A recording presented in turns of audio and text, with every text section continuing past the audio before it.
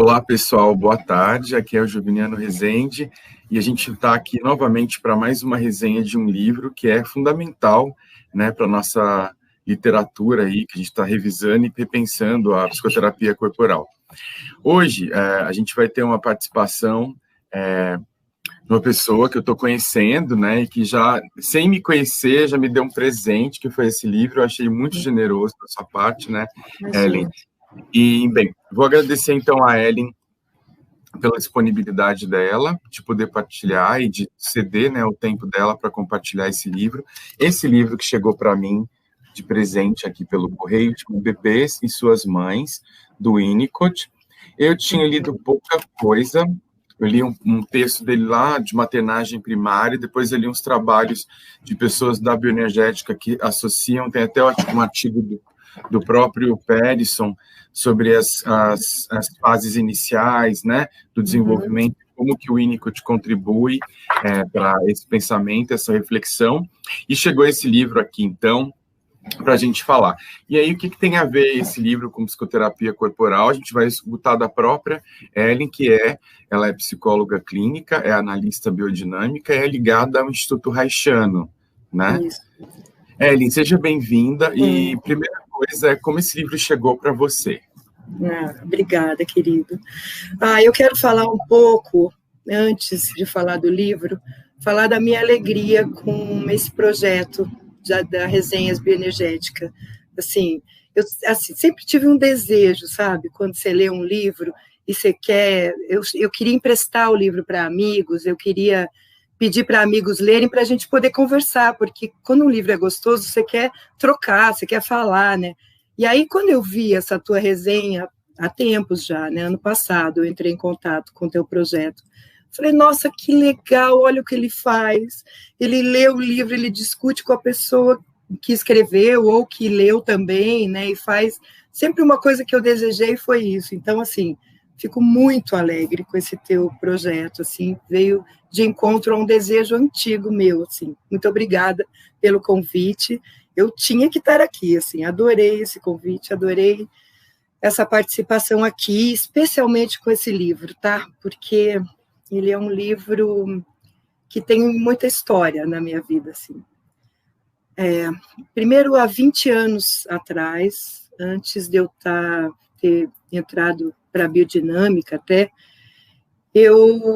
o meu filho nasceu, né, e quando ele estava com 6 meses, já estava comendo comidinhas sólidas, eu resolvi estudar o Winnicott. Falei, o Winnicott é bom, eu vou me aprofundar. E eu fui para um grupo de estudos, e logo nas primeiras aulas, assim, nos primeiros encontros, eles falavam assim, tinham coisas que se dizia, né? Olha, quando a mãe se ausenta muito tempo de estar perto do bebê, o bebê pode sentir como se ela tivesse morrido, né? E alguns bebês são mais sensíveis do que outros, alguns precisam de horas, dias, e outros, às vezes, pouco tempo já sente que a mãe morreu, né? E eu lá, assim, ficava pensando, meu Deus, meu filho pode ser muito sensível, e eu acho que eu não vou dar conta de ficar aqui, não, eu vou precisar ficar lá.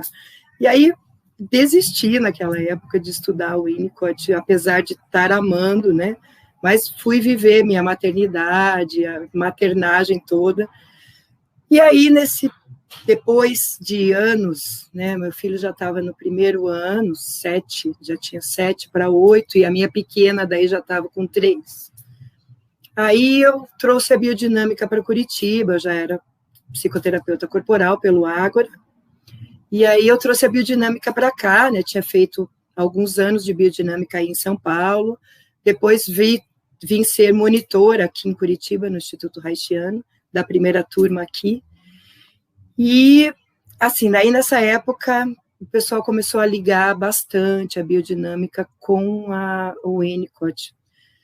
E eu falei, bom, agora é a hora de eu trazer o grupo de estudos de novo. E aí, assim, os bebês e suas mães é uma revolução na minha clínica. Eu diria que é uma clínica até o Winnicott e uma clínica depois de Winnicott, porque a gente vai aprendendo uma coisa delicada de fazer diagnóstico, sabe?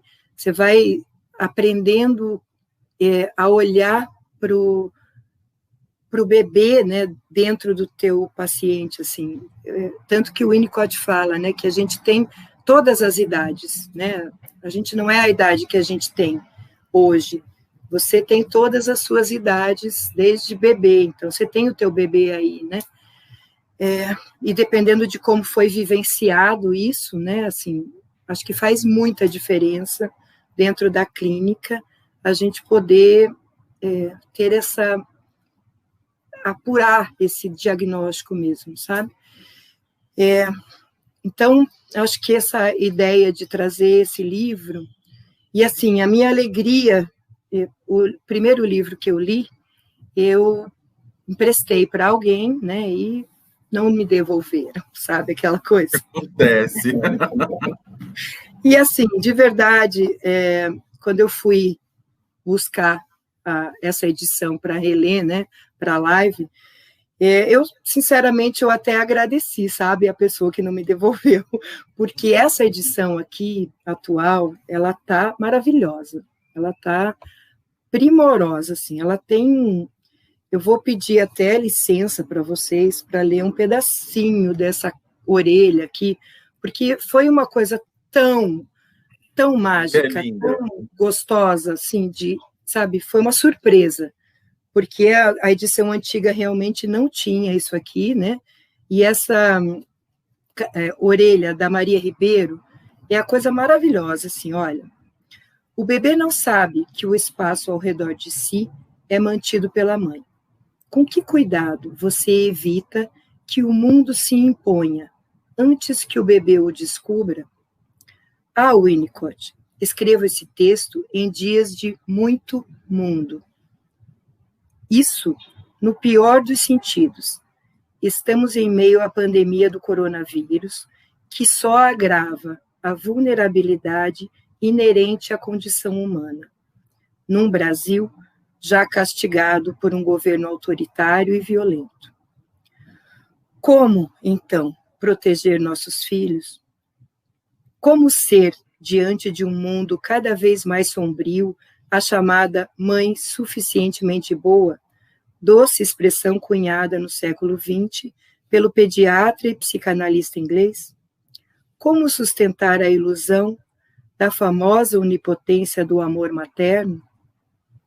Amor materno. Até que ponto somos o resultado dessa equação, para o bem ou para o mal?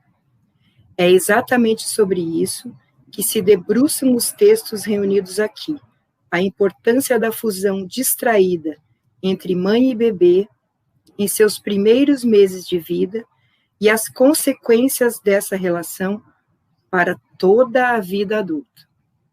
Sim, maravilhoso, né? Segue o texto, mas Maria Ribeiro é aquela atriz maravilhosa, ativista, enfim, escreveu essa orelha que me deixou super emocionada, assim, né? Cheguei a agradecer a pessoa que levou o meu primeiro livro, e que aí eu precisei tê-lo de volta, né? Bom, depois da Maria Ribeiro escrever essa orelha, ainda me vem a Maria Rita Kell escrevendo o prefácio incrível, também maravilhoso, assim, imperdível, eu diria, porque ela vai falar nesse prefácio, primeiro que esses textos, né, que o Winnicott escreve para leigos, eu acho muito bacana isso da parte dele, né, porque ele era um pediatra, um psiquiatra, um psicólogo, psicanalista, né, inglês, e ele escreve aqui para as parteiras, para as enfermeiras, para os pediatras, para as pessoas que vão cuidar, para os cuidadores, né? Então, acho bem importante que ele vai contando, né, falando sobre a importância desse amadorismo. A Maria Rita Kell traz ela é uma psicanalista também, ela traz esse termo. Você sabe o que quer dizer amador? Olha que bonito isso. Amador é aquele que exerce o ofício por amor. Olha que bacana. E aí ela vai trazer essa ideia da mãe dedicada comum, né?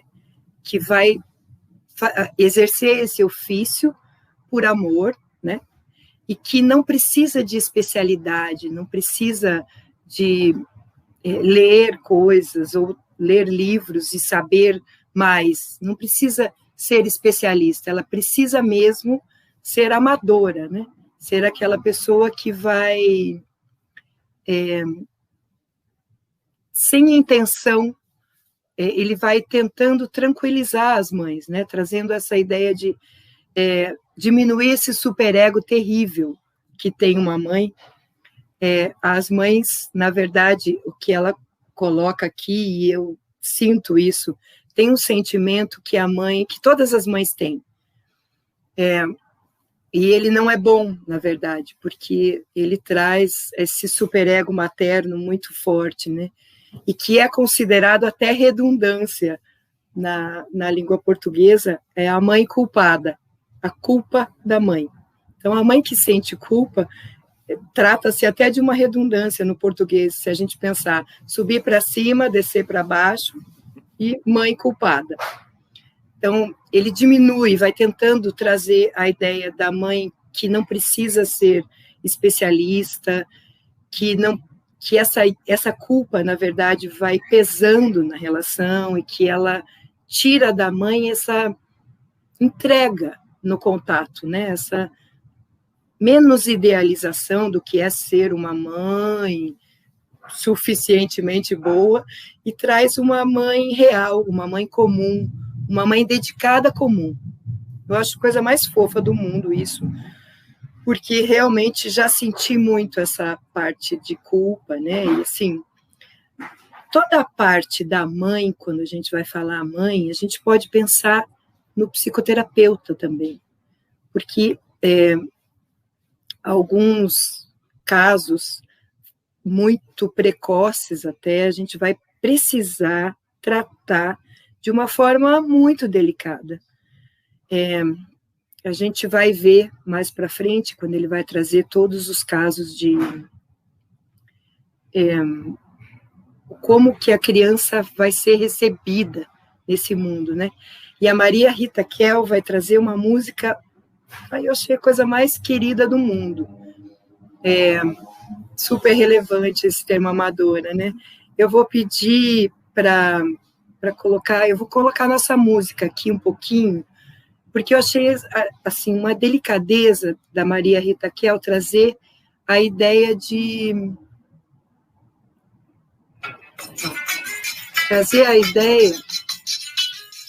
receber a criança dessa forma, olha, que coisa gostosa, né?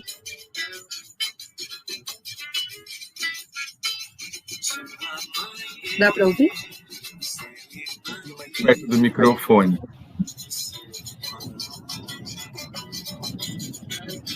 Isso.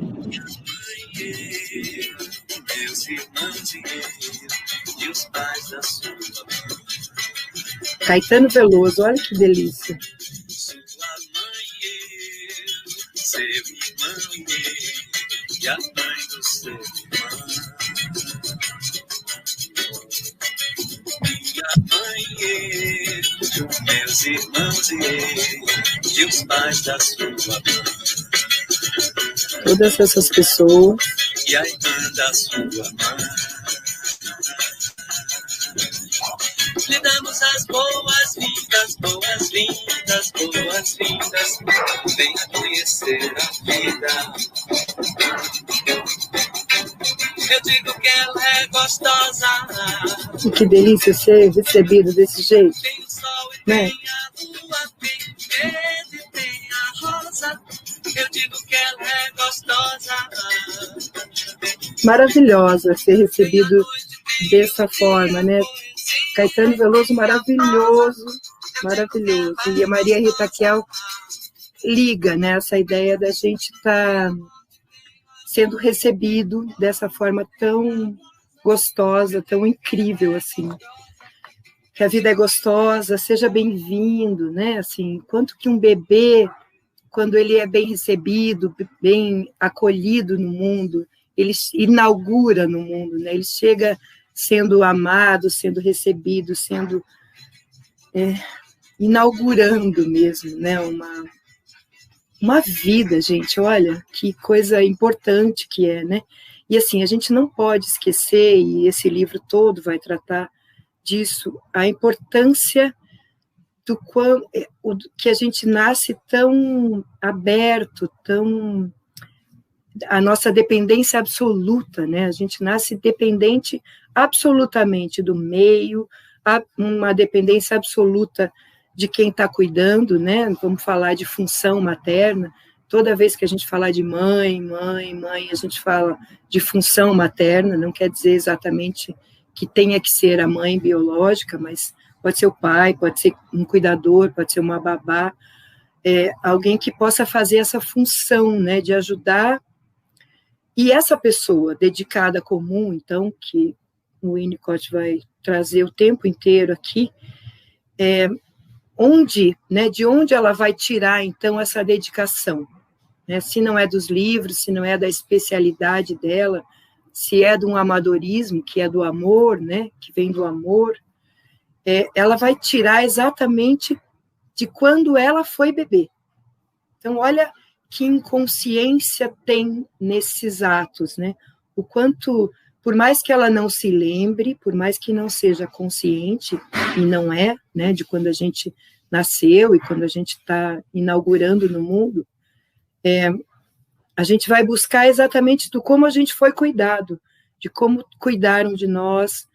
E aí essa mãe dedicada comum, então, vai trazer essas memórias para cuidar do seu bebê, e isso vai ajudar ou atrapalhar. Então, vai depender exatamente do que ela viveu, né, de como ela foi recebida nesse mundo. Bom, e isso vai buscar trazer para essa mãe vai precisar desenvolver nesse início o que ele chama de simbiose, né, que é algo que a mãe vai diminuindo a sua adulteza aqui fora, né, a sua consciência, e vai se entregando para a relação com o bebê, a ponto de estar completamente dedicada. É o máximo do pleno dela dentro dessa relação, dentro do que o bebê está necessitando. Então, a mãe chega a um ponto, né, de ir não é uma desconexão com o mundo, mas o mundo aqui fora, a realidade, vai tomando um pano de fundo, vai ficando de pano de fundo, sabe? E não é mais aqui na frente, sabe? Você não vê por esse olhar. E sim, a mãe vai ficando próxima do bebê ao ponto de que ela quase antecipa um pouquinho a hora da fome, o chorinho da dor. Ela está tão entregue a essa relação que ela consegue saber, né? Eu lembro que eu comentava, né? O bebê vem para a gente, mas ele vem somente com esse jeitinho fofo de ser. Ele não vem com nenhum manual. E acho que esse manual é que a gente vai precisando desenvolver e, assim, a gente precisa muito dessa função de mundo, dando sustentação para essa mãe, né? Essa sustentação social e essa sustentação, um amparo, né? Eu acho que aí a importância do pai, que a gente estava comentando, que você estava comentando comigo, né? Da importância dessa função paterna aí, de estar dando um apoio para a mãe, para ela poder estar entregue nessa relação com o bebê, né? Poder estar dedicada, primeiro, para cuidar de segurar, né? Tem uma coisa de ir se colocando e assimilando esse jeitinho do bebê, essa fragilidade, essa dependência absoluta, né? Então, você vai precisando se moldar a tua presença diante do bebê, né? Você vai se apresentando muito lentamente para esse bebê. à medida em que a mãe vai entrando nessa simbiose, que mais tarde ela vai precisar sair. Então, acho que tem um trabalhão tão grande assim para chegar tão perto e tão dentro e tão junto dessa relação com o bebê, e ao mesmo tempo que isso vai acontecendo, você vai entrando, você sabe que aos poucos, à medida que o bebê vai amadurecendo, você vai precisando afastar e sair desse contato e ir falhando, na verdade. À medida em que a mãe vai falhando, aí o bebê vai se desenvolvendo. O grande problema é quando a mãe falha antes do bebê conseguir integrar isso nele, né? Então, vem uma falha ambiente grande e o bebê não consegue integrar. É uma falha que vem anterior, então, ao que o bebê pode simbolizar até, né? Ele pode ir sentindo. Isso vai causar, infelizmente, uma interrupção desse desenvolvimento, né? Processo, o Winnicott vai falar, então, que o indivíduo, tudo que o indivíduo vai herdar, né, o que a gente herda quando a gente nasce, é exatamente isso, esse processo do amadurecimento. E não é um processo linear. Então, não dá para a gente pensar que isso vai ser retinho, né? Ele é todo cheio de nuances, e tudo que não é integrado nesse momento inicial, ele vai gerar uma perturbação. Então, essa perturbação é que vai atrapalhar a vida inteira depois, né? Acho que é algo que volta, né? Essa perturbação, ela vai se apresentar, algo falho lá no início, vai buscar essa perturbação, volta para ir buscando que a criança reveja essa situação. Isso se foi assimilável, né? Se não foi assimilável, vai ficar uma perturbação maior ainda, e aí vai gerar grandes atrapalhos aqui. Como eu estava falando antes, a história do diagnóstico, né, ajuda a fazer um diagnóstico mais preciso, né, poder olhar para esse amadurecimento desde o início, vai ajudar ao terapeuta a um cuidado muito mais concernente à idade em que o paciente se encontra. Então, você vem com um paciente neurótico 30 anos, por exemplo, mas que está trazendo uma perturbação tão inicial, às vezes, uma perturbação que dá uma insegurança, né, algo da nossa insegurança. Se a gente for pensar, é essa a função do colo da mãe, né, desse segurar da mãe, desse holding que ela faz, é dar segurança, né, e qualquer atrapalho, então, nesse momento desse encontro, vai causar uma insegurança. Daí, advém as nossas inseguranças, essas interrupções, que às vezes podem estar distorcidas na raiz já. Acho que é bem importante frisar esse comecinho aqui, que o Winnicott é brilhante trazendo essas coisas, de associar a mãe com a mãe terapeuta, ou com o psicoterapeuta, que vai estar ajudando nesse desenvolvimento aí do paciente, né? Por isso eu falo que houve uma revolução na minha clínica. Eu acho que eu aprendi mesmo a olhar muito mais atrás do que a gente costumava olhar antes, onde tem a fala, né? Até onde a fala alcança é uma coisa, mas e quanta coisa se passou com esse ser, né? Com essa pessoa antes da fala, né? Um ano e mais ainda, se for pensar, para alguns casos, né? Mais de um ano até. Então, assim, acho que é importante pensar que a mãe não precisa ir buscar, né, aprender em livros, né? Acho que a mãe ir desadaptando depois que ela entra nessa simbiose é super importante, porque senão ela vai virando uma mãe invasiva ela vai antecipando coisas para esse bebê que, na verdade, ele precisa ir descobrindo sozinho. A mãe precisa estar adaptada o suficiente para nem estar tão antecipando coisas que ele não pode ainda assimilar.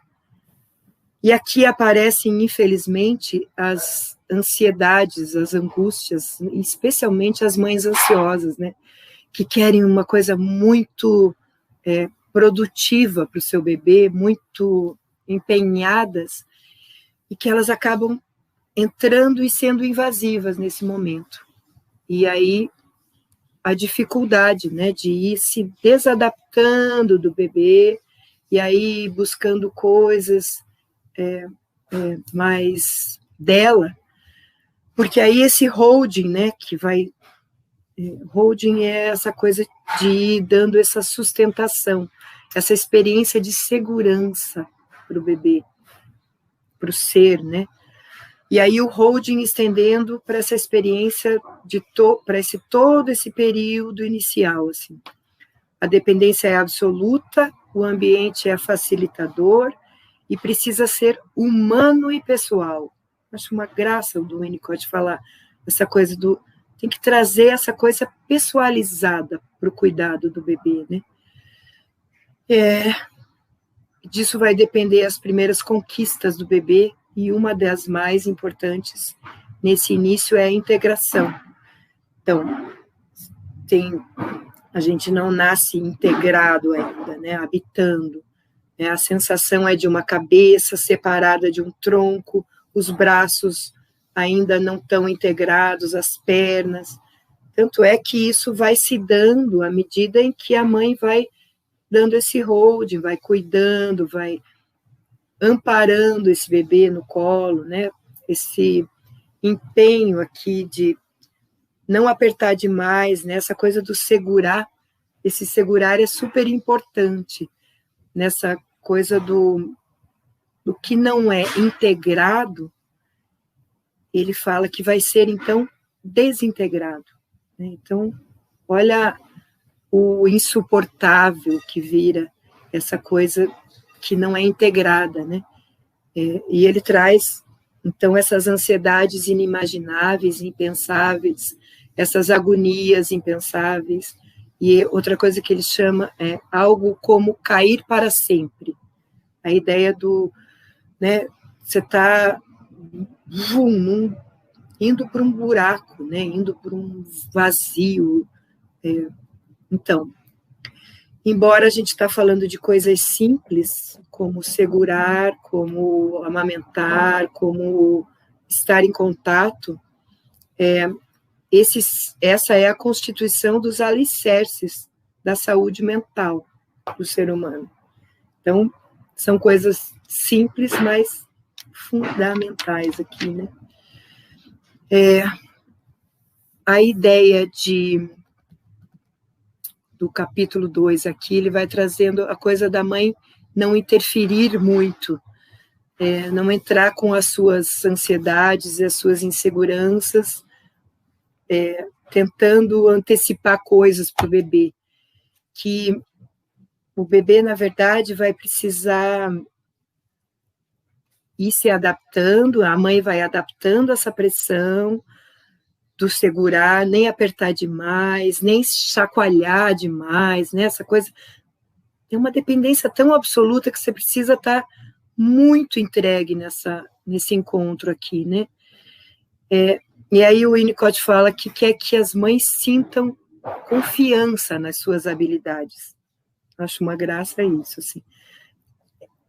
A mãe vai achar que segurar o bebê é a coisa mais simples do mundo, que ela faz, né? Simplesmente segura o bebê, mas que isso é uma coisa muito importante, assim, para essa delicadeza desse contato, desse pequeno encontro, desse grande encontro que vai lançar as bases de toda a vida, né? De toda a nossa continuidade, da nossa saúde mental. Aqui eu lembro muito de uma ocasião que eu estava dando uma supervisão, bem no começo da clínica lá, eu estava trazendo para uma aluna E ela foi trazendo o caso, eu fui me lembrando de coisas para ela, e eu fui trazendo assim, olha, você podia fazer um exercício assim, quem sabe se você trouxesse esse outro exercício. E eu fui lembrando de vários exercícios que ela podia, mas assim, na minha cabeça, juro para você, que era assim, ela vai levar meses para fazer isso, e ela vai ver se isso vai se adaptar lá. Mas assim, eu acho que eu estava muito desconectada dessa supervisionanda ainda lá no começo. E aí, na próxima supervisão, ela me aparece dizendo, olha, eu fiz tudo que você mandou. Eu coloquei tudo direitinho, e assim, o paciente não melhorou ainda. Menos, por favor, muito menos, vamos parar. E assim, aí eu posso entender que eu precisava muito mais olhar para o que ela estava sentindo, para o que ela queria, como que ela ia cuidar do paciente dela, do que eu ficar dando muitas técnicas para ela fazer, e que ela ia só seguir um protocolo, né? E que liga muito com uma mãe, por exemplo, que acha que para ser boa mãe ela tem que seguir aquelas, né? Aquelas mães que compram aqueles manuais e vão estudar profundamente e que precisam cumprir todas aquelas regrinhas para ser uma boa mãe, né? E não, assim, não, o contato e aquela entrega e aquele encontro é muito mais importante do que qualquer lista de protocolos ou lista de exercícios, enfim, nesses encontros, para a gente poder seguir trazendo verdade nesses encontros, né? Assim, verdade de entrega mesmo, e de ir ajudando nessa integração, então, desse começo. E, assim, aqui fica muito claro, para mim, pelo menos, o quanto que essa mãe que vai fazer esse gesto, né, adaptar a sua musculatura para receber e acolher esse bebê no seu colo, né, essa sustentação aqui, ela vai fazer pequenos, aquele ninar, né, pequenos gestos, às vezes um embalo, aquela coisa daquele sonzinho, sabe? Né, aquela coisinha que a mãe vai adaptando, trazendo, acolhendo. Isso aqui é muito similar à psicologia biodinâmica. Sim, tem muita coisa que você vai adaptando dentro da biodinâmica para encontrar com cada paciente, né? Alguns toques importantíssimos que a Gerda trouxe, algumas massagens completas, enfim, mas o mais importante é a intenção com que você vai tocar o paciente, né, que vai transformar toda a técnica. Você pode fazer a técnica certinha, adequada, e aí vai parecer aquela minha supervisionanda lá, simplesmente cumprindo o protocolo e dizendo, bom, já fiz tudo e o paciente não melhorou, e agora? Enfim, acho que a ideia é de ir encontrar primeiro, né, com esse paciente que está precisando, que tem uma necessidade, que está trazendo uma necessidade para o consultório, podendo fazer esse diagnóstico de que fase dessa delicadeza de diagnóstico, de que fase e do que esse paciente está precisando nesse momento, né? Nós, terapeutas corporais, temos essa coisa maravilhosa que é poder ajudar com o toque também, né? Então, o quanto que esse toque, se ele for antecipado ao gesto do bebê, ao gesto do paciente, esse toque pode ser um toque invasivo, né? E aí, por favor, não toque, né? Vamos pensar de uma outra forma, de você poder tocar quando realmente esse toque vai fazer alguma diferença lá no teu paciente, que ele realmente está necessitando disso. Então, acho que aí a ideia, a gente começa a entrar já no próximo item aqui que eu anotei para a gente conversar, que é esperar pelos gestos que vêm do bebê, e não a gente querer dar, porque você vai estar sendo invasivo para o outro, né? Então, esperar que os gestos espontâneos do bebê vão descobrindo que existe uma mãe ali. Então, o bebê não sabe que você é a mãe, que você está ali cuidando, ele está sentindo simplesmente aquilo tudo, né?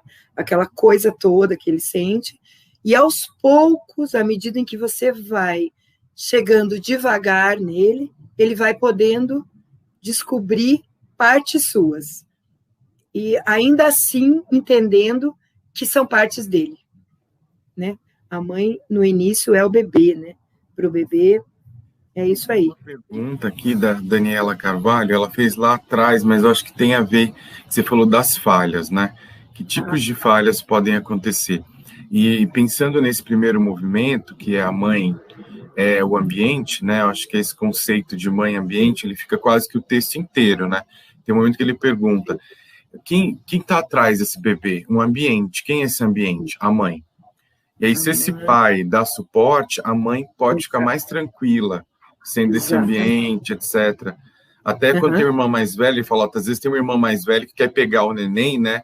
A mãe tá ali perto, porque é um experimento, mas ela tá ali. Ela não vai deixar para essa irmã mais velha cuidar, porque ela não é o ambiente que esse bebê precisa, né? Então, pensando nas falhas, o primeiro momento, eu sou o ambiente, no segundo momento, eu atravesso o ambiente, no terceiro momento, o ambiente começa a me atravessar. Então, é lindo que você trouxe do gesto. Às vezes, o gesto vai ser um gesto que atravessa antes dessa pessoa constituir um ambiente, antes dela experimentar o próprio gesto, e aí a gente acaba reeditando abusos, né? Reeditando invasões, é terrível. E outra coisa interessante é que você trouxe, que é como perceber isso na fala, né? Como que a gente percebe isso na fala de uma pessoa de 40, 30 anos? Eu lembro de uma pessoa que falava assim, eu sinto uma tristeza, é um ventilador preto, que suga tudo para dentro e não tem fim. Ela está dizendo desse momento. Nossa, claro. É esse momento, é um lugar que não é uma tristeza sem fim. E aí, quando ela teve filho, a filha era terrível a experiência, porque quando ela foi ter filha, a mãe dela faleceu, que é com quem ela aprenderia a ser mãe. Né? E ela vai para ela fica desesperada com esse neném, ela chora, às vezes ela quer que o neném morra. Ela fala, e ela não tem nada triste, de errado, ela como que é lindo. Luto, né? Ainda está passando o luto da morte da mãe, e aí falta mesmo o momento, né? Assim, essas falhas podem acontecer muito, exatamente nessas coisas mais simples e corriqueiras. A mãe pode deprimir, por exemplo, né? Nasceu o bebê, a mãe deprimiu, não tem controle sobre isso, está deprimida, e é óbvio que vai faltar uma mãe consistente ali, com energia para estar, né? Não tem energia. A mãe faleceu, acontece também, né? Às vezes isso pode falhar também. Ou alguém da vida da mãe faleceu, o pai, alguma coisa. Né? Alguma coisa do ambiente não é facilitador. Isso, exatamente. Eu acho que essas principais falhas que podem acontecer e que acontecem muito são essas, né? Assim, algo que tira a mãe dessa possibilidade de estar entregue para essa relação com o bebê, né? Um paciente que eu lembro,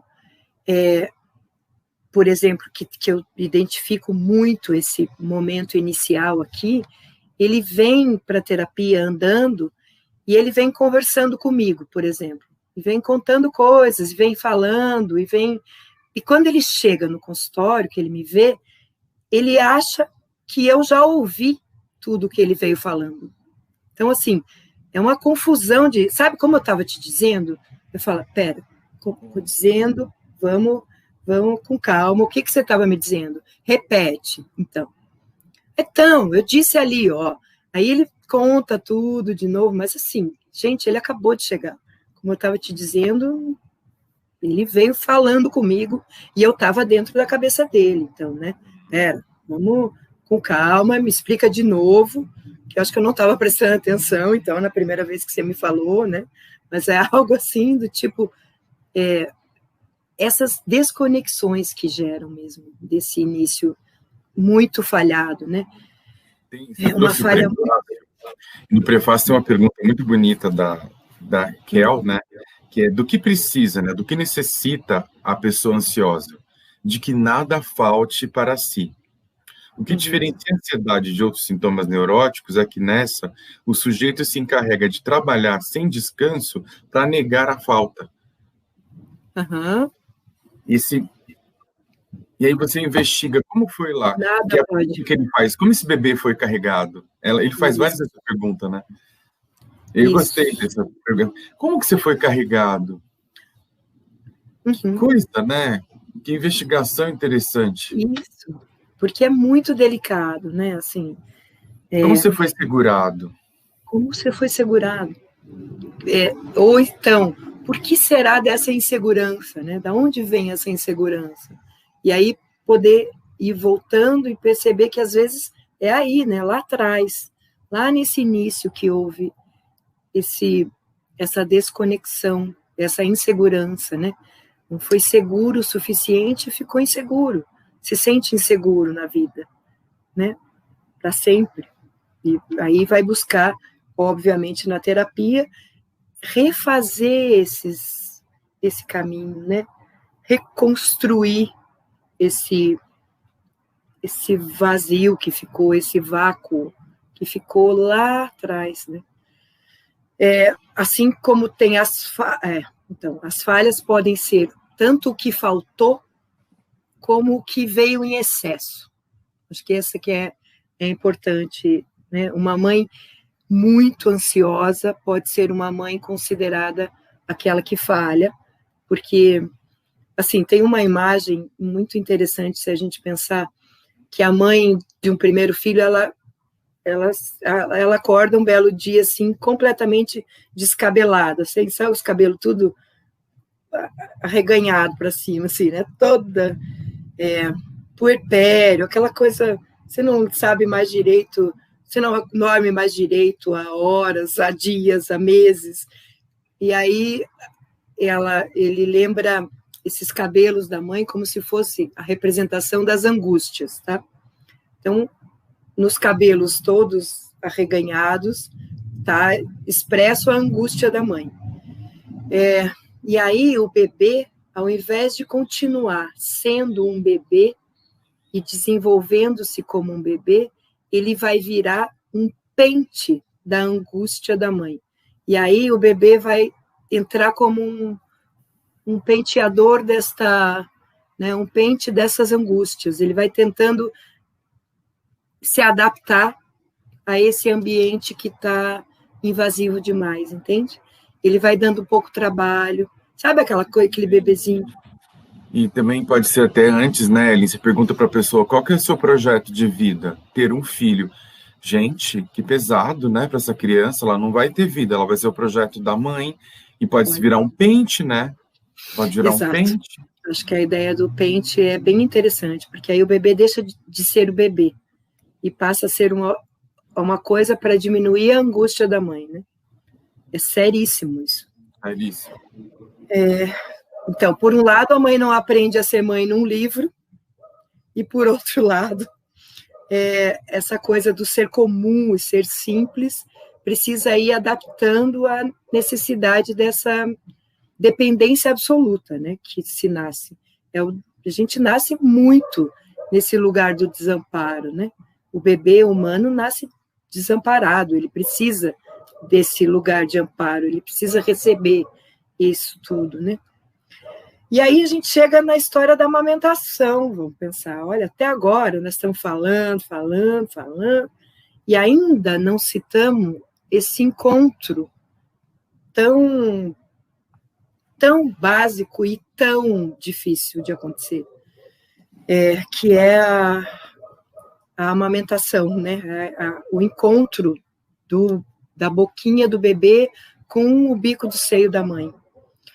E aqui eu tenho uma história interessantíssima, porque quando meu pequeno nasceu, primeiro, né, estava assim, eu lembro de eu na maternidade olhando para aquele serzinho, né, conhecendo aquela coisinha mais fofa do mundo que eu não podia ver antes, né, agora eu estava vendo.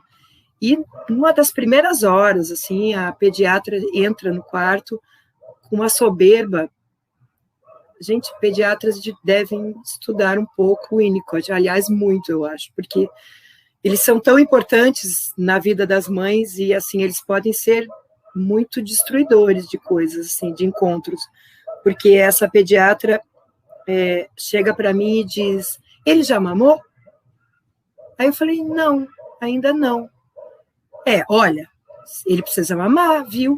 Porque senão eu vou ter que ministrar glicose para o seu bebê, tá?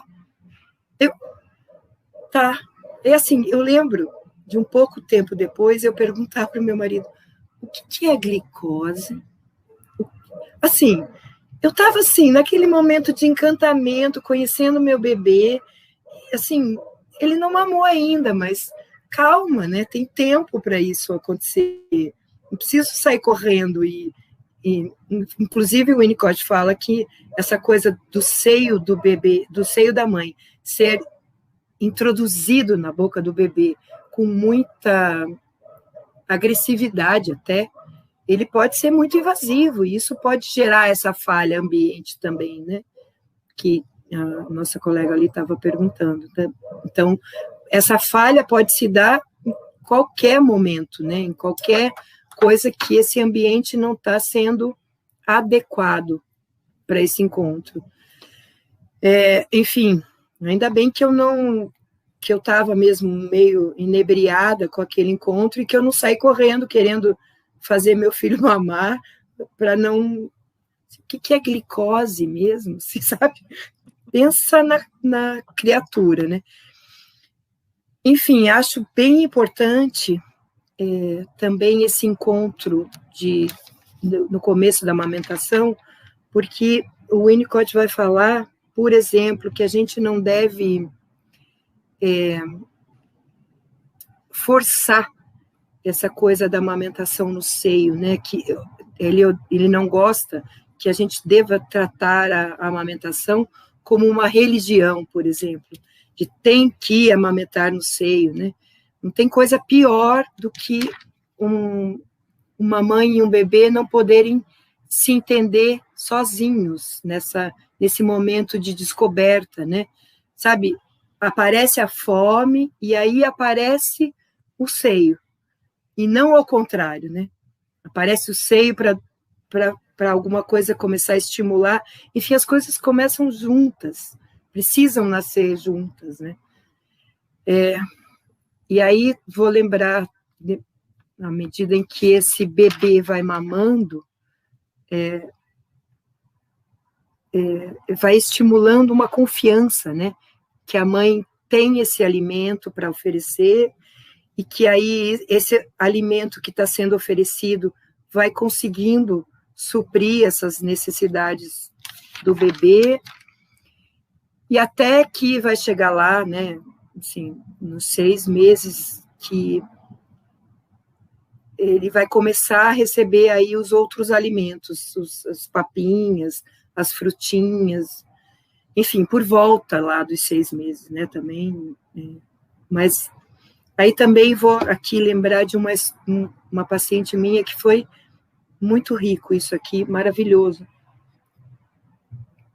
Nesse momento, pensa uma mulher que tinha lá faz uns 10 anos que eu atendi essa moça, ela estava com 34 para 35 anos, ela tentou engravidar com muitos tratamentos, e você sabe que esses tratamentos para tentar engravidar não são muito simples, né? Você tenta várias vezes e isso, né, demorado, e são muitas frustrações que acontecem às vezes. E essa paciente tinha uma idealização grande da coisa do poder ter um parto natural, um parto humanizado. Ela se preparou para isso, né? Ela conseguiu essa gravidez difícil, né? E ela estava muito feliz com esse bebê que ia chegar nesse momento tão sublime, estava tudo preparado. Não foi possível um parto em casa, ela precisou de uma cesariana, e assim, infelizmente, nesse momento, ela se sentiu muito abandonada, porque, enfim, cesariana não tem nada a ver com essa coisa mágica do bebê nascer em casa, né? A mãe precisa de uma anestesia, realmente ela fica, depois do parto, longe do bebê, para se recuperar desse momento de anestesia, e essa paciente contava, assim, de momentos difíceis, sabe, cadê meu marido, cadê meu filho? Ela vê a médica obstetra que estava ali saindo e dizendo, tá, agora você já está bem, teu bebê está bem, eu estou indo, e ela fala, sabe, aquela coisa meio confusa, indo aonde, assim, pelo amor de Deus, eu estou aqui toda esquisita, né? E aí a obstetra vai embora, e ela não encontra com o marido, e fica naquela coisa tão ruim de abandono, que ela se sente muito abandonada nesse momento, né? E, assim, essa mulher, para conseguir amamentar, sofreu muito, assim, teve um momento difícil até que ela conseguisse trazer o bebê para amamentar, conseguiu finalmente, e aí isso se deu de alguma forma, não sem sofrimento, para ela especialmente, mas quando foi na época do desmame, né, aí então eu falo, a mamãe tem que fazer a simbiose, e depois a mamãe tem que ir desadaptando, e ir saindo, né, então, a época de dar comidinha, a gente precisa ir se retirando, é um momento dificílimo, porque você está ali, né, você é tudo para aquele bebê, você, né, o seu corpo está entregue para aquele momento e alimentando o seu bebê, e aí você vai começar a diminuir isso, a tirar essa possibilidade aqui. E aí essa mãe começou a não conseguir alimentar o bebê. Oferecia as papinhas, e o bebê não queria, e ela dava o mamar de novo. Enfim, chegou no pediatra, meses depois, ele fala assim, olha, esse bebê precisa comer comida, o seu leite agora já não está mais... Essa mãe sofreu tanto, porque ela não conseguia mesmo, e ela sentia, e eu lembro o quanto a gente foi trabalhando isso, ela sentindo que aqueles pensamentos obsessivos, né, de que ela não foi suficiente no parto, de que ela não foi uma boa mãe, de que ela não conseguiu dar à luz a um bebê de uma maneira humanizada, em casa, e ela se sentia, então, que se ela não amamentasse o bebê ia se sentir menos amado por ela. Então, as coisas estavam muito, muito embrincadas, assim, né? Estavam assombrando muito. A ideia do parto parece que voltava.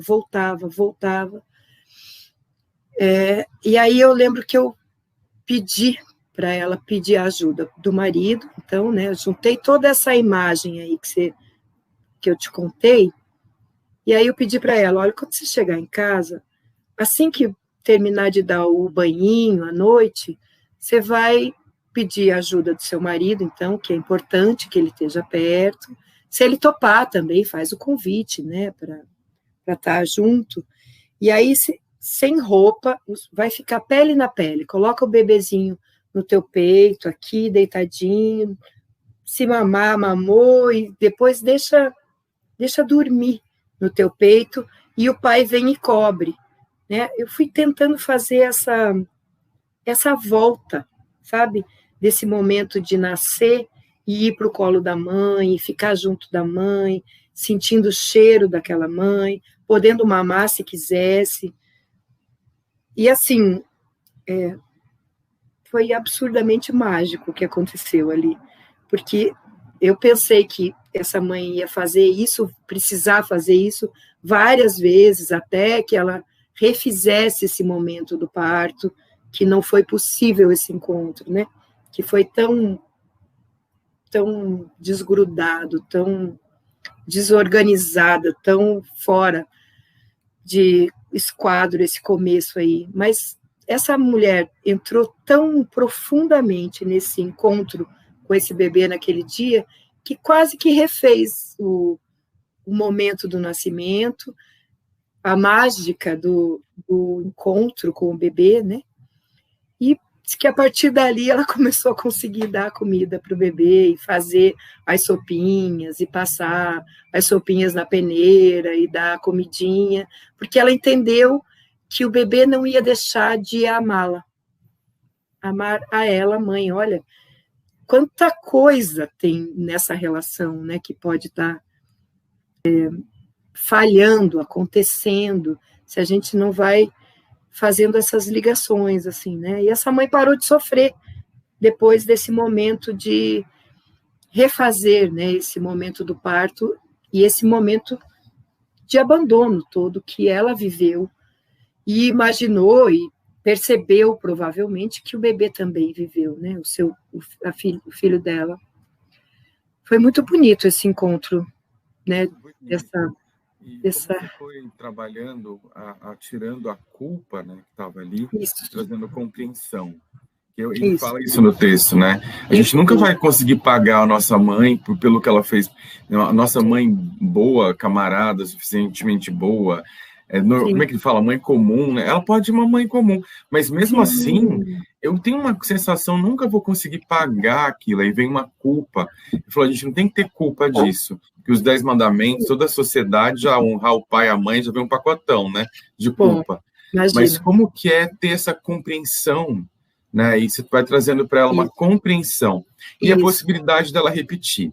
Ele também traz bastante isso no livro. Refazer o caminho que não foi vivenciado, né? Teve um buraco repetir, ali. que talvez se ela fizesse uma vez e não acontecesse, não quer dizer que a sua sugestão não funcionou. Ela poderia repetir, que ele traz isso no livro, e o Kellerman também traz, falando do processo formativo, a importância da repetição. Né? A importância da repetição, porque a repetição vai incorporando aquilo que teve. Você vai refazendo aquela falha. Isso. Refazendo um circuito neural. Aqui a gente trouxe... O mês passado, acho que a Ana Peixoto falando da biossistêmica, e ela falando de como os neurônios que despertam juntos permanecem juntos. Então, a gente vai fazendo... É muito interessante, né? Então, poder refazer, e refazer, e refazer, e refazer, até aquilo reconfigurar. Isso. E que bom que uma vez ela conseguiu reconfigurar. Maravilha, você viu que força já estava ali, né, parece, o gesto precisando acontecer de novo, né? Foi só dar a ideia que a coisa aconteceu, foi lindo. E essa bebê, daí que já estava perdendo peso e tal, começou a ganhar peso de novo, e foi lindo de acontecer aqui. Bom, estamos falando de integração, estamos falando de o quanto ser mal segurado pode ser essa falha ambiental, trazer uma consciência prematura, então, né? E uma sensação de ter perdido a sustentação, né? Você perde o que te sustenta. Por isso a ideia do cair para sempre, das agonias impensáveis, né? Assim, a gente pensa que ser bebê, estar no lugar do bebê é uma coisa muito linda e maravilhosa, né? E assim, é uma coisa absurdamente agoniante, se a gente for pensar em alguns casos, né? Porque algo pode falhar aí e você simplesmente perde essa sustentação. E tem um dos capítulos, ele fala o recém-nascido e a sua mãe. Assim, um capítulo muito forte, na verdade, e que ele vai trazer essa paciente que você comentou comigo até antes, Joviniano, a história do sonho da paciente, né? Sim, assim, sonho terrível. Um sonho ruim mesmo, que lembra uma paciente que acaba suicidando, né? Isso. E assim, ele vai falar exatamente isso, que existem poucas como esta, mas ocorrem que as pessoas, que levam a pessoa a cometer o suicídio para não ter que passar pela lembrança dessa situação. Então, às vezes, para não relembrar isso, para não relembrar essa história, as pessoas cometem o suicídio, né? Então, o sonho foi que a moça estava enterrada, né, em um monte daquelas pedras britas, né? Então, você imagina ser enterrada numa montanha de pedra, né? Na pele direto, aquilo, né? E alguém, além de tudo, além dessa sensação de estar sendo soterrada pelas pedras, alguém joga um óleo quente em cima ainda, assim, para, né? O horror dos horrores é uma coisa de extrema vulnerabilidade e uma sensibilidade absurda, né? Assim, que traz a flor da pele a coisa.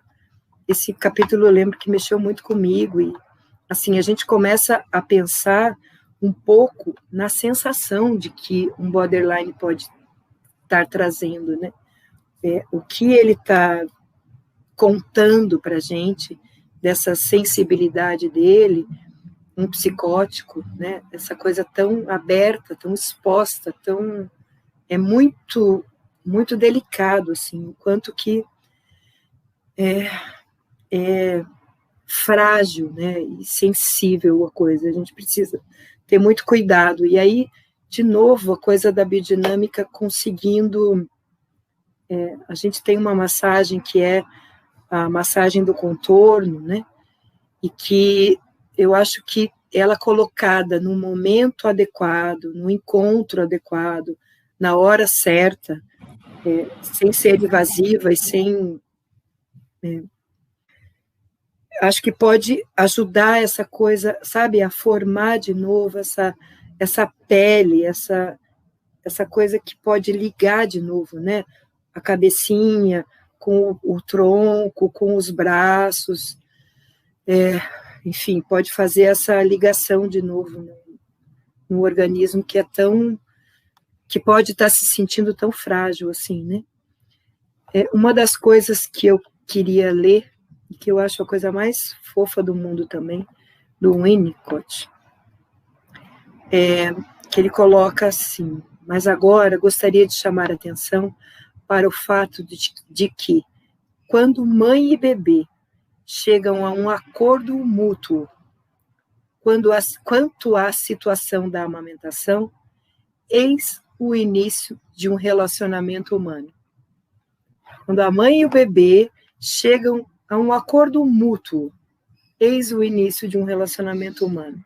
Na hora da amamentação isso se dá, né? Então, quando o bebê consegue descobrir esse seio, né?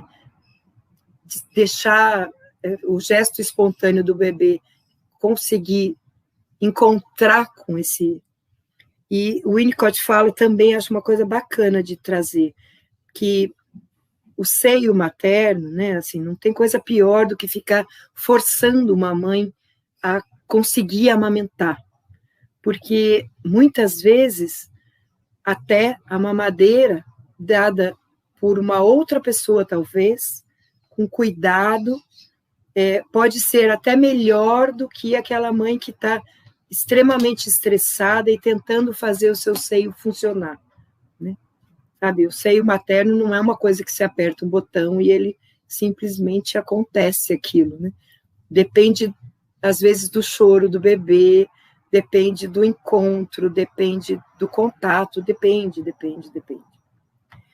Então, que às vezes a mamadeira, né, e eu lembro muito da história de uma babá que esteja, ou o pai, ou alguém, a avó, que esteja pronto para receber, para encontrar com esse bebê, pode ser muito melhor do que uma mãe completamente descabelada e toda agoniada, né? Bom, outra coisa bem importante aqui é que ele fala que as perturbações que ocorrem nesse início contribuem para um sentimento de insegurança, né? Que as formas graves de adaptação não geram uma raiva no bebê. Olha que interessante. o bebê, às vezes, ele não está... Por que será, né, que o bebê, apesar de formas graves dessa adaptação, não vai ficar com raiva, né? É porque o bebê ainda não está organizado para sentir raiva. Olha isso. Ainda é muito cedo para o bebê. O bebê, a gente vai vivenciar e encontrar com esse momento de raiva depois, mais tarde, um pouco mais para frente, e não nesse momento aqui no início. Então, a raiva, quando vier, vai vir na fase do concernimento, e aí vai ser bem importante também a mãe poder integrar essa raiva e deixar a criança sentir e fazer as suas expressões, né? Mas ainda aqui, nesse momento desse início, não tem raiva. Por isso o bebê não sente raiva. Ele sente uma desorganização, uma interrupção da sua continuidade, né? Então, isso ajuda também no diagnóstico, né? Isso, na verdade, para o bebê, ele não vai sentir raiva, mas vai gerar uma desunião entre psique e soma. Rompe, né, a história. Nós estamos falando aqui dos diagnósticos, né, então, dos esquizoides, dos borderlines, dos pacientes psicóticos, ou até aqueles que passam por fases psicóticas só, né? São formas peculiares de transferência, que precisam do analista, né? Não é uma coisa que você simplesmente só... É um pouco mais difícil de atender esse tipo de pacientes, e eu lembro de contar para as pessoas que minha gata resolveu vir tomar água. Ah, que lindo! Obrigada. Como ela chama? Mel. A Mel veio tomar água. Ah, eu vi, só um pedacinho.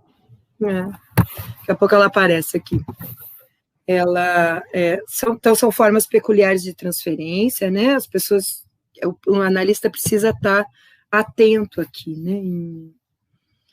Você não consegue atender mais do que um ou dois desses pacientes no começo, porque são pacientes que exigem muito da gente, né? Assim, exigem em termos de entrega, de presença, de contato, né? Você não vira um especialista nesse tipo de paciente, entende? Porque você não consegue ter mais do que 2 ou 3 por vez. Então, acho interessante poder cuidar disso também, né? Da saúde do terapeuta, né? Do que saber que tem encontros que não podem, às vezes, acontecer aqui, né? Manda muita energia, acho que isso é interessante. Muita, bastante. Então, se a terapeuta está grávida, por exemplo, né, isso é muito importante, né, que ela já está num momento muito aberto, então ela poder reduzir, porque senão, como é que ela vai gerar o próprio bebê, né? É importantíssimo do terapeuta saber os seus limites, especialmente quando trata-se desses tipos específicos de transferência, né, que vai exigir mesmo. Sabe? Uma raiva muito grande. Eu acho que isso que ele traz aqui, falou qual que é o papel dessa mãe quando o bebê começa a ficar com agressividade, morde, ele falou, sobreviver esse bebê. Se o bebê olha, ela suportou minha raiva e continuou viva. Então você dá segurança para ele poder continuar, né? E esses clientes também vêm com muita raiva às vezes. E muitas vezes a gente capta uma raiva da sensação de impotência deles, né?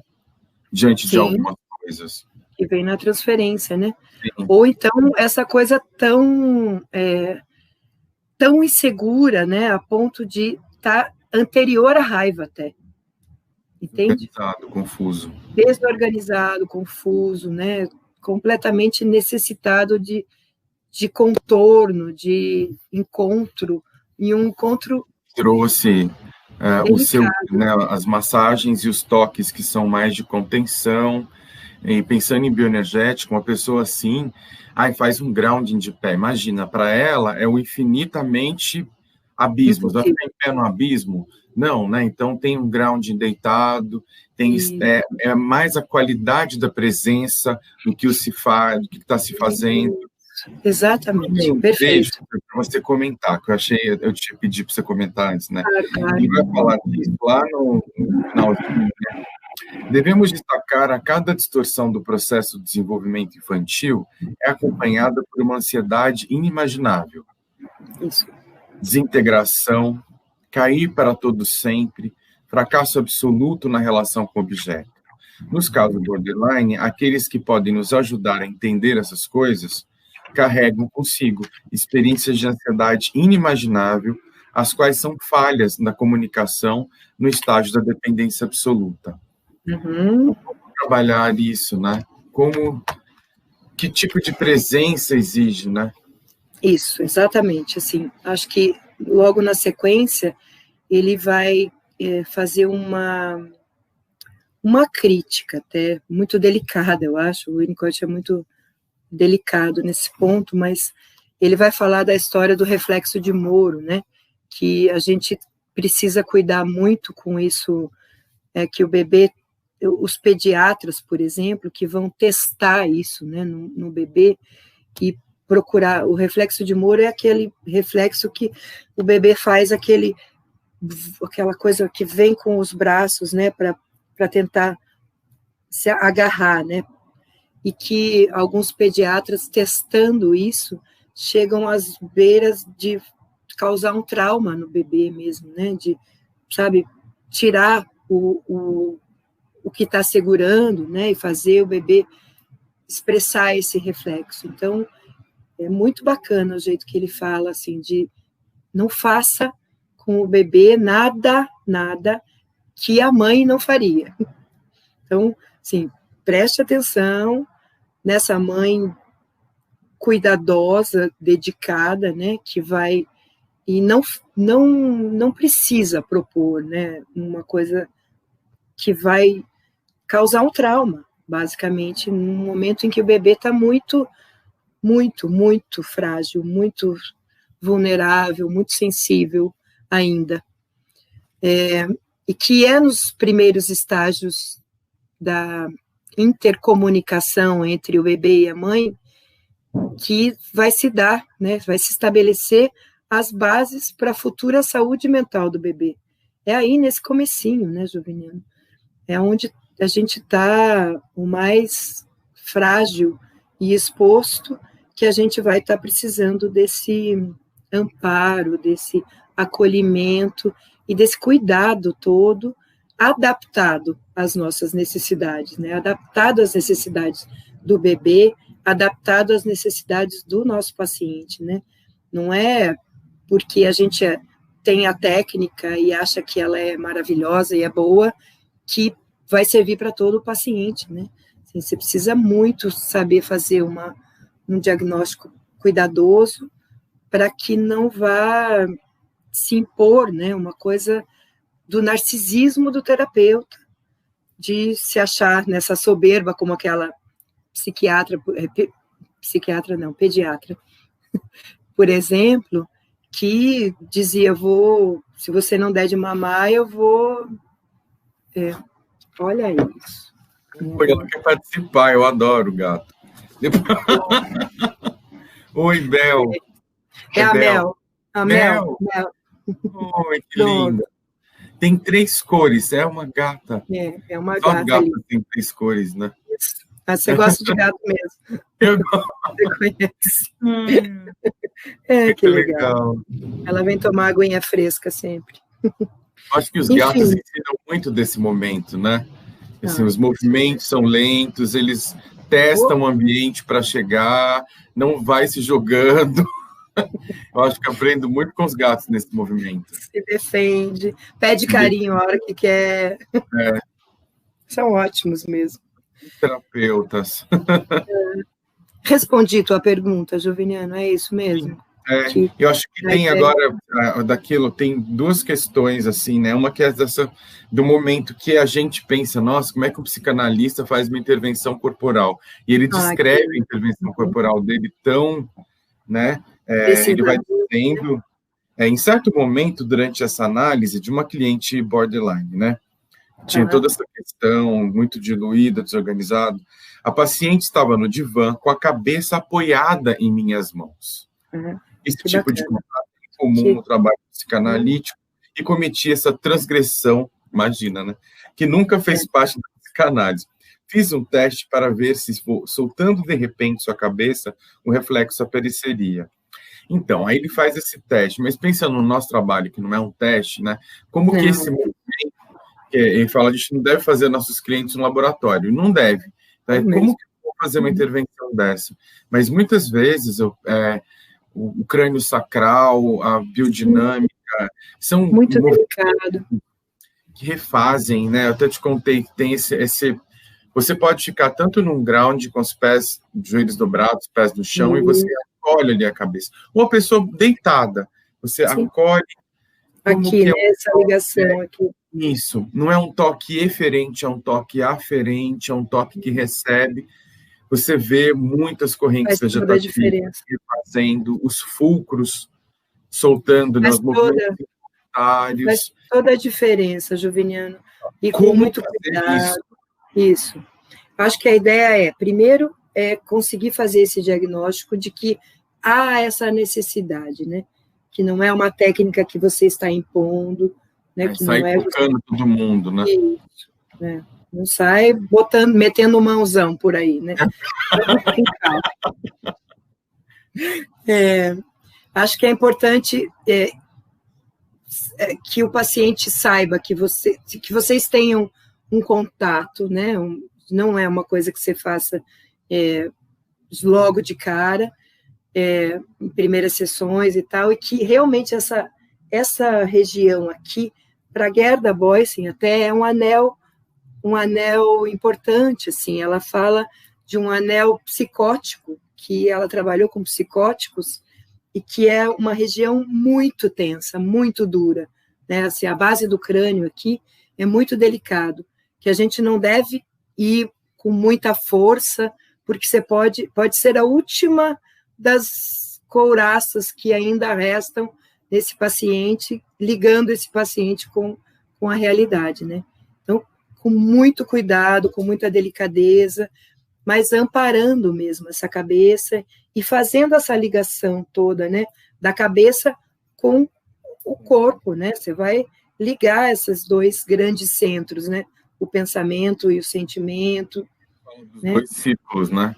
Que a pessoa falava de um círculo, depois ela fala de dois círculos separados por causa dessas experiências de muito susto. Então, não tinha uma integração. Ele vai caminhando, né? Integração, depois a relação. E, por último, na relação com os objetos, eu tenho uma pergunta. Que é isso, né? Nesse espaço entre... a mãe se afasta, e aí, se eu não tive uma boa conexão, esse espaço é experimentado como uma agonia enorme. Isso. E eu não consigo simbolizar os objetos. Exatamente. É difícil simbolizar os objetos. Então, como que a gente percebe isso, né, Ellen, nos adultos? Então, vai chegar, às vezes, falando para você, olha, tem uma dificuldade, eu deixo tudo para depois, minha vida é assim, eu estou desorganizada, tá? Ou, nossa, Ellen, eu não consigo fazer nada que não seja por um script. A vida tem que ser assim, assim, assim. Eu não consigo criar, eu não sou uma pessoa criativa. Sim. Como que a gente vai ver isso, né, nesses momentos? É super importante isso que você está trazendo, porque isso aqui, né, vai gerar, isso que você está me contando, vai gerar um falso self. Então, você não está mais em contato com o self verdadeiro, né? O self verdadeiro ficou e o paciente foi desenvolvendo um self adaptativo, um self para oferecer para o mundo, né? Então, o bebê deixou de se desenvolver, e virou o pente da mãe, por exemplo. Então, ele já é um falso self. A partir daqui, ele já está reagindo a algo. Não é mais um tônus adequado, mas um tônus de reação. O bebê traz um tônus reativo. E aí você percebe esse falso self, porque está ali, né, uma coisa... Sabe aquele paciente que fica olhando e querendo saber o que você quer dele, para daí ele te dar o que você quiser. Então, Eu acho que em alguns momentos esse tipo de paciente é bom a gente até sair da frente, sabe? Usar a coisa do divã até para poder estar perto, próximo, mas não essa coisa do eu vou me guiando pelo que eu estou lendo no seu olhar que você quer de mim. Porque o falso self faz isso, né? Vai procurando se adaptar aos outros, o que o outro quer, aí eu ofereço, aí eu dou. E eu não sou o ser criativo, eu não sou o eu de verdade, o meu self primário não aparece. Fica lá escondidinho, guardado e fora desse contato. E o que protegido, na verdade, né? Porque precisou. Então, a gente precisa ir com muita calma para ir trabalhando com esse falso self, porque ele é uma defesa, mas ele é uma casca só também, né? Ele não é não dá para arrancar isso do paciente de jeito nenhum, obviamente, né? A gente precisa ir com cuidado e até que esse contato vai se dando, né? Até chegar nesse momento de simbiose, eu acho, sabe, com o terapeuta. Às vezes, momentos curtos de simbiose numa sessão, mas que são aqueles momentos transformadores, assim, né? Como foi aquele encontro com aquela minha paciente, de eu sacar assim, putz, faz isso com o teu bebê, né? Quem sabe, botando pele na pele, refazendo aquele encontro que falhou, não vai conseguir ir para frente, né? E assim, magicamente aconteceu, né? E assim, acho que outra coisa que eu queria trazer bem séria, até para a gente poder ir encerrando, quem sabe, o nosso encontro, que é a ideia que está acontecendo ultimamente, assim, de problemas por conta dessa pandemia horrorosa que a gente está vivendo, né? Então, a pandemia está trazendo, a pandemia do coronavírus está trazendo nas UTIs neonatal, o problema de que eles estão enfrentando um dilema. O que é menos prejudicial para os bebezinhos que estão lá nas UTIs? A mãe que vem de fora para encontrar com o bebê e que pode estar com o vírus, com o corona, né? Mas, na verdade, a única forma seria isolar, tirar esse contato da mãe. E aí aquele projeto das mães canguru, sabe? Que o bebezinho fica no colo, né? E a mãe, o corpo da mãe faz a vez da UTI, né? Da estufa, né? Nossa, gente, eu fico pensando o tamanho do abismo que pode criar aqui desses bebês que nasceram prematuros e que vão ficar quanto tempo? Se você for restringir ainda o contato com a mãe, assim, quanto tempo eles vão ficar nesse buraco, nesse vazio, nessa falta? Então, acho que o pessoal das UTIs tem enfrentado, realmente, isso está sendo no Brasil, assim, eu ouvi falar aqui no HC em Curitiba, mas está tendo, nem sei se foi no HC ou no Pequeno Príncipe, que eles estavam nesse dilema, assim, o que fazer com esse momento tão, tão importante, e assim, como cada UTI vai estabelecer esse limite aí, né? Deixamos as mães, muitas vezes, vir num transporte coletivo para ver o seu bebê, para entrar em contato, ou vamos tirar, o que vamos fazer, né? Olha que absurdo que a gente está tendo que lidar e que pensar, e sim, nós vamos enfrentar problemas futuros, provavelmente, com esses bebês que estão tendo esse momento de desligamento tão longo com essas mães. Infelizmente... Da integração, que ele chama, né? É o momento sim. Da integração, não tem alguém ali.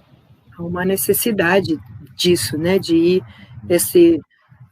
existe até um desenho, né, que eu faço, que é a bolinha da cabeça, a bolinha do peito, 2 bolinhas para os braços e 2 bolinhas para as pernas, todas desconectadas. O bebê nasce meio assim, né? Todo desconectado mesmo. A mãe vai com esse cuidado, né? Essa mãe suficientemente boa, que falha e que está aí para fazer essa conexão. É a partir do banho, é a partir do segurar, é a partir do encontro do mamá, todos esses cuidados, né, que você vai fazendo, você vai ligando essas bolinhas, e aí vai fazendo aquele contorninho, sabe, todo, né, e aí vira um bebezinho inteiro, e aí, de repente, num belo dia, isso aqui acontece, e ele, né, opa, tem uma mãozinha aqui, né, aquilo que passava aqui, meio como, sei lá o que é isso, ele sente como uma mão, como sendo ele, né? E aí ele começa a descobrir tudo isso, né? Descobrir que existe ele, muito mais tarde, que existe uma mãe aí, que não é ele quem produz o leite que ele bebe, né? Não é ele que produz. E aí ele vai descobrindo os objetos, como você falou, né? É ele quem descobre, é ele quem inventa esse mundo. Então, ele precisa ser onipotente primeiro para inventar esse mundo, para depois perder a onipotência, né? E aí está frustrado, frustradíssimo, mas perde-se a onipotência, precisa se perder também. Mas aí você já consegue criar o objeto, né? Você entende? Simbolizar. Aí você vira um ser criativo. Muito legal. Vai se tornando, né? E aí tem várias coisas, né? A fraldinha, ele vai criando muitas coisas, né? Lembro de um sobrinho que, se você tirasse a fraldinha dele, era acabar o mundo dele, entendeu? Você devolvia a fraldinha, ficava fantástico o mundo dele. É o objeto que vai representar o amor materno nesse momento, né? Essa fraldinha é o amor materno, pelo amor de Deus, me tire isso, que é fundamental, assim. E não pode lavar a fraldinha também, porque senão tira toda a mágica da coisa, né? Acho que é bem importante. Nossa, o Winnicott é fantástico para isso. Realmente é um momento importantíssimo. Adorei. É isso. Eu vou mandar os recados aqui. Várias pessoas passaram por aqui.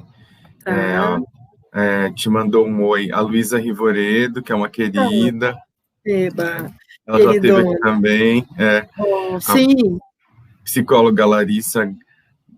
Sua minha amiga. Querida da supervisão. Aqui. Larissa. Adélia. Marcos Vinícius, Portela. Que bom. Camila. Oi, Camila. Maravilhosa.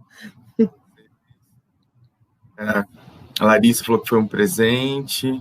Luciana. Ai, delícia. A Adélia não sabia o livro, é Bebês e Suas Mães. Rosilane mandou um coraçãozinho. Juliana participou bastante. A Juliana é ótima em biodinâmica também. Estudou bastante o Winnicott. Que bom. Quem mais passou por aqui? Renata, um colega. Que bom. Renato, muito bom. Que bom que ele gostou. O Alexandre, amando a fala dela, parece ser uma sentida a cada momento, adorando tudo até agora, uma fofa. Que bom. Ele estuda Lacan. Ele falou, o que vocês têm para dizer de Winnicott, né? Vocês são corporais, o que vocês têm para... Qual a contribuição? E você vê quantos... A gente tem muitos recursos para hold, né? Claro, não é meter o mãozão, foi boa, mas como fazer, né? Como fazer essas intervenções? É aprender a fazer o contato, né? Acho que é delicado mesmo esse diagnóstico, né? Muito delicado. E aí a Tânia, lindo encontro, sempre evolutivo, com lucidez, trouxe um grande aprendizado. Obrigado, Tânia. Ria e amada, Ellen maravilhosa. Orgulho da minha professora. Quem mais passou por aqui, que eu não vi ainda? Thalita.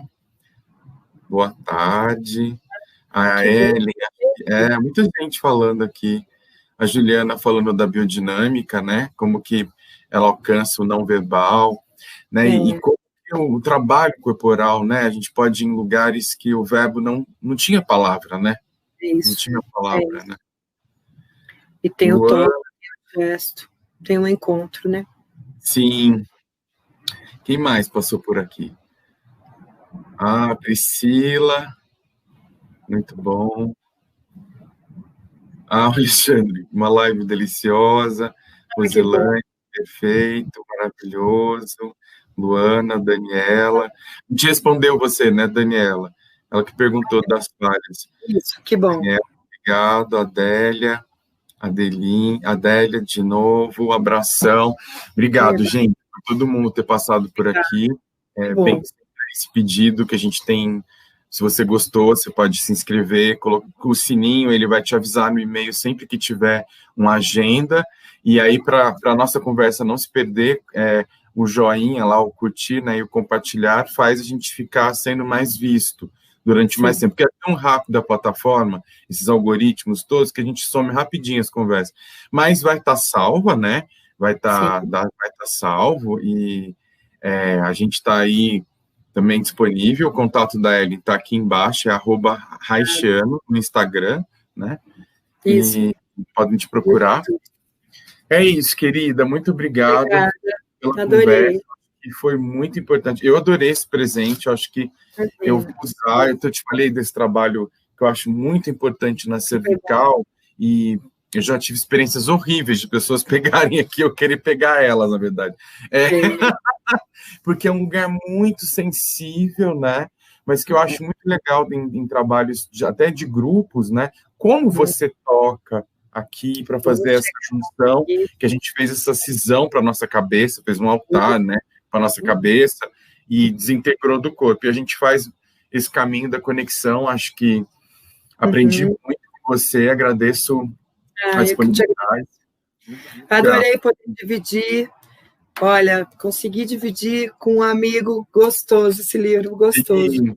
Volte sempre, se tiver outras sugestões aí, apareça. Agradeço todo mundo, viu, que participou. Um beijo. Beijo. Tchau, tchau. Tchau.